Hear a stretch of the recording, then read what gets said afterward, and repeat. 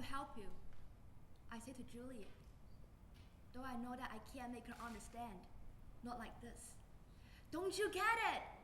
She turns to me, and to my surprise, I see she's crying. I can't be fixed. Do you understand? I think of standing on the stairs with Kent and saying exactly the same thing. I think of his beautiful light green eyes and the way he said, "You don't need to be fixed," and the warmth of his hand and the softness of his lips.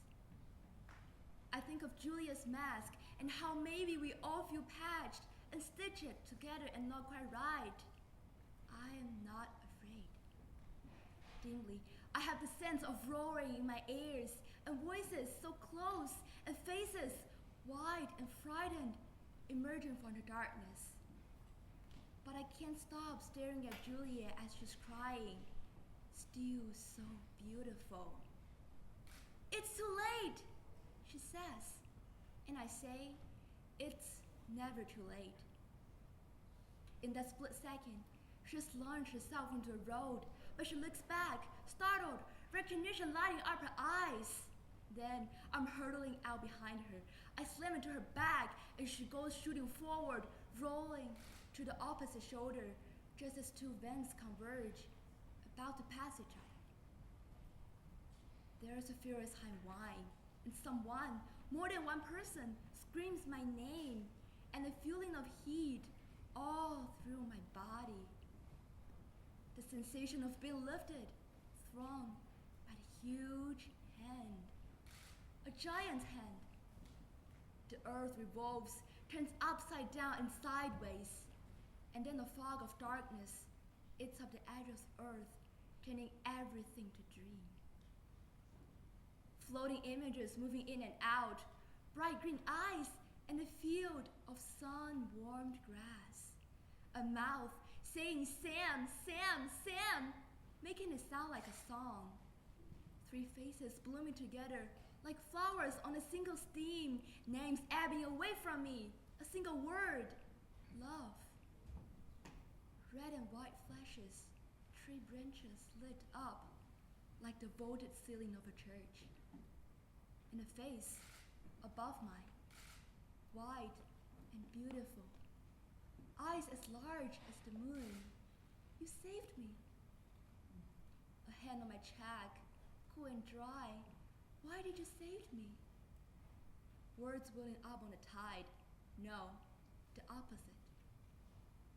Eyes the color of a dawn sky, a crown of blonde hair so white and bright and blinding, I could swear it was a halo. They say that just before you die, your whole life flashes in front of your eyes, but that's not how it happens to me. I see only my greatest hits, the thing I want to remember and be remembered for. The time at Cape Cod when Lizzie and I snuck down to the bay at midnight and tried to catch crabs with leftover hamburger meat. The moon was so fat and round that it looked like something you could sit on. When Allie tried to make a souffle, but came marching into the kitchen with a roll of paper towel on her head like a chef's head. And Allie laughed so hard that she peed a little bit and swore us all to secrecy. Lindsay throwing her arms around us, saying "love you to death," and all of us echoing, and even Dan. Laying on the deck on hot August afternoons, with the smell of grass shavings and flowers so heavy in the air, it's like you're tasting them. And the time it snowed on Christmas, and my dad split up one of the old TV tables in the basement to use as firewood, and my mom made apple ciders. And we tried to remember the words to Silent Night, but ended up singing all our favorite show tunes. And kissing Kent. Because that's when I realized that time doesn't matter. That's when I realized the shorter moments go on forever. Even after they're over, they still go on, and even after you're dead and buried, those moments are lasting still. Backwards, forwards, on into infinity. They are everything and everywhere at once. They are the meaning. I'm not scared. And if that's what you're wondering, the moment of death is full of sound and warmth and light. So much light it fills me, absorbs me. A tunnel of light shooting away, arcing up and up and up.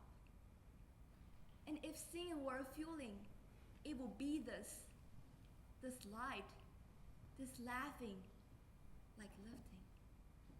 The rest, you have to find it for yourself.